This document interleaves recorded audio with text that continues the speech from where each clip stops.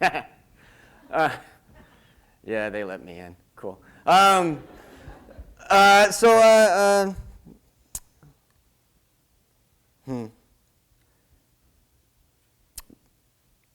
right. I'm from Denver, Colorado, and I'm proud to be from Denver, Colorado. I'm glad to be in Chicago. This is a love poem about Los Angeles. It's called Maggie, no relationship to the Rod Stewart song. Sometimes that really upsets people. I don't care. So, Los Angeles, you were the girl that every boy wanted to bring to prom, except for me. Yet somehow I still found you beneath my windowsill at 4 a.m. in a dress by Prada that you stole off Rodeo Drive. Trying to serenade me between whiskey breaths, you said, "You son of a bitch, how come you don't want to have sex with me?" Because everybody else does. And I said, well, because you invented Paris Hilton and the drive-by shooting. And from what I hear, you got a wicked case of hepatitis. And you said, fair enough, fair enough. But would you still dance with me? And I said, okie dokie pokey, take my hand. And I gripped you deep beneath the valley until Long Beach took its seat next to my liver and Venice its seat next to my heart. And I held Compton in my other hand so that it was as far away from my wallet as it could possibly be. And I looked you in the eyes and I said, my God, you're beautiful. And you said, well, I've had work done. And I said, I hope Denver doesn't get jealous because I never wrote a poem like this about her. And he said, don't stress it. Me and Vegas, we're tight. This won't make it past state lines. And I said, oh, Maggie. Can I call you Maggie? You know, you always seem like a Margaret to me, and I'm not exactly sure, but I think Maggie is short for Margaret. So can I call you Maggie? That would really make my day. And you said, sure, you friggin' weirdo. And I said, oh, Maggie, you're kind of like a hooker with a heart of gold. But actually, you're more like a really big city with a drug problem. But I love you. I love you for your imperfections and your fault lines. That was for us. Okay. I love you for your imperfections and your fault lines. I love you for your endless traffic, the way it gently lulls me to sleep at night, like a lover's breath tickling my ear. It sounds just like, fuck you. Maggie, it's beautiful. And baby, I don't mean to get personal, although I can't help but wonder, why does Hollywood always remind me of a middle-aged drag queen who just stopped trying to be pretty? Like she only takes baths in the leftover bathwater of babies who never wanted to be baptized in the first place. Beautiful and spent, and no doubt full of some kind of regret that forces her to grit her teeth until they chip and crack like her sidewalks do. And you said, that's not fair. And I said, well, neither are breast implants. But thank you for those anyway. That joke never goes over as well as I want it to. There's always like all the ladies in the front row are like, shut up. Stupid gnome face man. Why don't you go sell some Travelocity, you dick, you know? It's okay, I look like a gnome, but I'm the sexiest friggin' gnome in the yard sale, so it's all right, do you. Okay, back to the poem. All right, thank you for Ronald Reagan. Thank you for road rage. Thank you for teaching us the most important lesson of the 21st century, which is to never make a sex tape because somebody's gonna end up seeing it. And Maggie, thank you for anorexia. You know, my friend Angela, she really liked that one. And you said, stop messing with my good lighting. And I said, well, don't hold my shadow against me. It's just that sometimes your beauty reminds me of a La Cienega car wreck, and I can't help but to stand over your mess and rubberneck. Maggie, tell me, why do you care so much about Anna Nicole Smith? Did you know they found your DNA beneath Marilyn's fingernails? And by the way, Michael Jackson, he sends his regards. So stop stealing all of our beautiful people and then messing them up with your good taste. And you said, I love you. And I said, stop trying to sell me something. I already know that God lives in California. He works as a makeup artist, using the sidewalk chalk left over from children gunned down in South Central to paint those Technicolor sunsets onto the sky's face that you're so famous for. Using it to cover up all the burn marks still left from the Watts riots. Spends his weekends below I-10 underpasses, sipping Thunderbird and telling governor jokes to the junkies until they laugh so hard that the freeways shake and we all think it's the big one. Maggie, I know these things. Now tell me your secrets. You know, the kind of stuff that you don't tell all the other boys. Like whether or not that lonely Hollywood sign ever changes location on the hills just to see if the people stuck in morning traffic will finally notice it through all the smog. Or do the tar pits ever feel like they've given up too many of their secrets, you know, just like I do sometimes? Does the 405 straighten itself out late at night to help the drunks get home safely? Or will the Sunset Strip ever spit out all of the people that it swallowed like the tar pits do their secrets? Or will it just continue to pull itself taut to shake off its past like so many broken dreams and empty syringes to try and look good for Beverly Hills as she walks by? Looking like the apocalypse coming down the sidewalk in high heels with legs that go all the way up like redwood trees and inspire forest fires in the hearts of men. Her collagen lips too fake to make good on the realness of her promises. And then you said, stay with me. And I said, I would, but the air here is thick like a bedroom after a one-night stand on top of sheets that my children have never played upon. In Denver, she's lonesome for her heroes. So I gotta go, But if it's any consolation, baby, you sure can. And then you said, boy, you're a shitty dancer. But let's do it again sometime. Thank you, guys. Oh, I'm not. Thank you, though. It's all right. I'm a poet, son. I got to take some time. All right. So thank you once again. My name is Ken Arkind, and I'm lucky to be from Denver, Colorado. Back home, when I'm on the road about 7 months out of the year, touring all over the place. But when I'm home, I'm lucky enough to be the executive director of a program called the Denver Minor Disturbance Youth Poetry Project that works with youth poets between the ages of 13 and 19 all throughout the metropolitan area of Denver. And I had a totally different speech actually prepared, but something happened yesterday. I was lucky enough to be there, to be at Inglewood High School doing a workshop with a 10th grade AP English class. And I was in the school with a couple other teaching artists, and we began the entire workshop by asking a very simple question. We asked the young folks to say, well, we asked them simply, so who here can tell us what poetry is? And you'd be amazed at the amount of hands that actually didn't come up. There's a few flutterings here, there, and one young lady said that it's a literary art form, and we're like, well, what makes it different than any of those things? And there's another young man who's like, a really good way to pick up girls. And which I'm like, well, that's not incorrect, but that's really more like propaganda. Okay, and we decided to move on, and I asked them another question. I was like, okay, but who here has ever actually written a poem? And almost every single hand came up in the class, which was pretty exciting. So we took it a step further, and I asked them, so who here can tell me what love is? And once again, not a lot of people could give me a straight answer, none of the young people. That same young man said, the kind of poems you write when you want to pick up girls.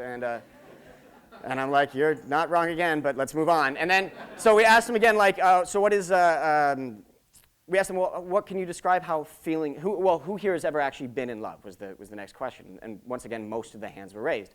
And I thought it was a very interesting experiment because it kind of helped fulfill, in my opinion, what my favorite definition of poetry actually is, which is the art of trying to say something with words that cannot be said with words.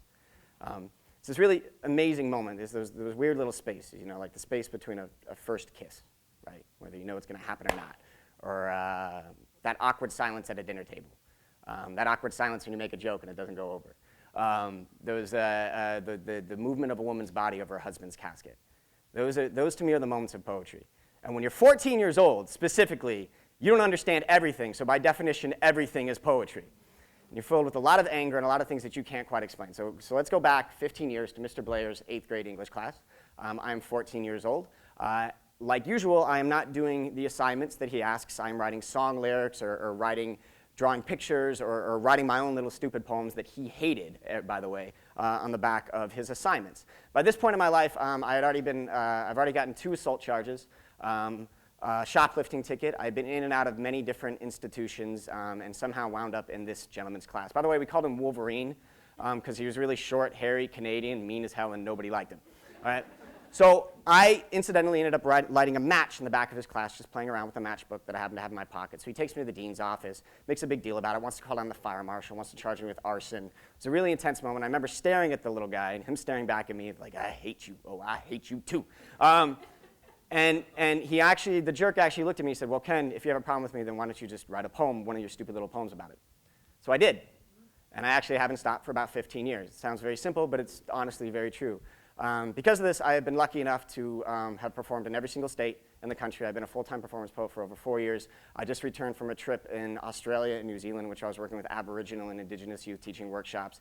These are all small things, but the truth of the matter is coming back home and working in minor disturbance has been the most fulfilling thing that I've gotten to do. We are not for profit in the sense that we actually don't make any money whatsoever. We just donate our time to do it. But it's been completely and utterly worth it. And like a lot of people that have been through things, it's the fulfillment is being able to help somebody else out who maybe needs it. There's this amazing thing. I'll take, for instance, there's a young man by the name of Eli Lynch who's been part of our program for a long time. Eli, when I first met him, was 14 years old, and he had a back curved like a question mark. He was very quiet. We'd come to poetry readings and listen to the background. By the time, that moment that we were able to help him find his own voice through minor disturbance, you watched that question mark suddenly become an exclamation point. Eli now has gone on to get a full 4-year ride at the University of Madison for their first wave program. We couldn't be prouder.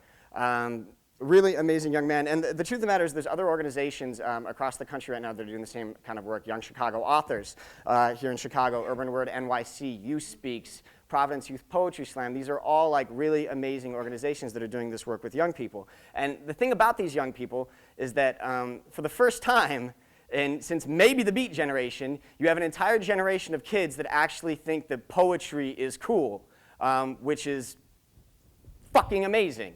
And they do. They get into it. And these programs are teaching these young people amazing tools that are far beyond poetry, far beyond anything, giving them a reason for that anger, for those unexplainable moments. They're able to express themselves. I'm not saying poetry can change the world. Not at all. But, you know, in all honesty, the way that these young people have learned to harness it in a certain sense, you're watching young people that have learned to accept the fact that your heart is a gas pedal and your head is a steering wheel. And sometimes it takes a lot of courage to just let go and let the signpost of your own honesty do its job. Poetry can't necessarily change the world. But if you need something to help light the way, it's a pretty decent match. That's all I have to say about that. So anyway, I have one more poem to read for you. This was actually written as a graduation present to two of my students, Sarah Kaplan Gould and Shelby Handler. Thank you very much for your time. You guys are cool. It's called An Experiment in Noise in A-sharp major. Music geeks will talk about it later. This is not a heart. It's a volume knob. You turn it this way when you wish to scream. You turn it this way when you wish to whisper. It is a gift and carries much weight with it. Your chest can feel as heavy as an ocean. There is more than enough silence beneath the surface for you to drown in. Be careful. It is a weapon and can hurt people. Their ears may not be ready for your anthem. So speak with purpose. Sound without shape is static, and you were not born a dead channel. You were born screaming. Does music belong to the instrument or the ears that hear it? If one receives a gift, it belongs to them and not the gift giver. So when you tell somebody your name, does it still belong to you? Branches, violin strings, the wind, a bow.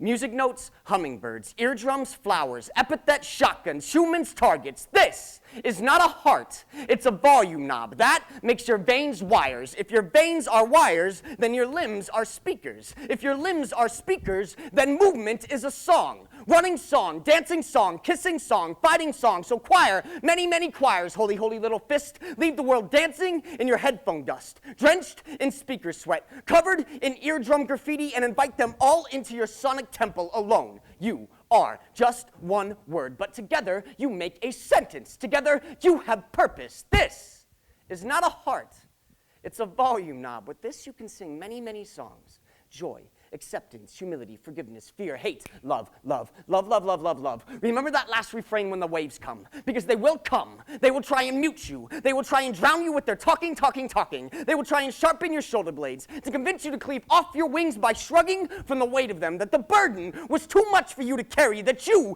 deserve silence. They will try and deafen you. They will try and deafen you by firing their guns, their guns, their guns, by firing their guns, their guns. Put your guns away. Our weapons in our chest. Your body is an arsenal, your gut a foxhole, your lungs are magazines meant to fire the ammunition of your breath, your throat is a barrel and your tongue a trigger. Click against the war drum of your jaw and echo the sound, no. No, you will not touch me. No, you will not call me that word.